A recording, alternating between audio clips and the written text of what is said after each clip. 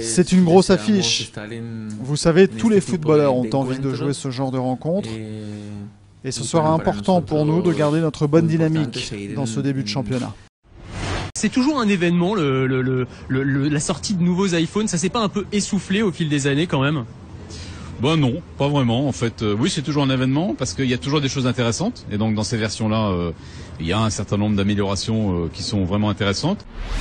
Alors, vous pouvez enregistrer 5 doigts, soit une main, soit le mélange entre deux mains, comme ça, voilà, ça fait plutôt ça, 5. C'est ça. Ou bien ça, et puis il y a les doigts des enfants, les doigts des enfants, votre femme, votre chien. Je ne sais pas si ça marche avec les chiens, je ne suis pas sûr.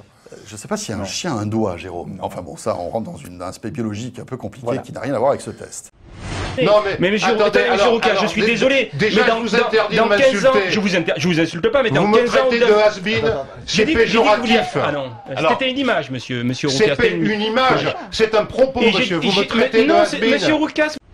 Le pape François brise le dogme et livre le fond de sa pensée. Il affirme qu'il faut accompagner les homosexuels, les divorcés, les femmes ayant avorté. Un discours très clair, livré lors d'un long entretien.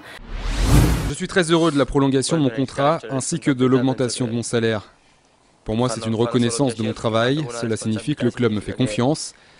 Les responsabilités qui en découlent ne me font pas peur, car les responsabilités font partie aussi du plaisir qu'on a à jouer à ce niveau.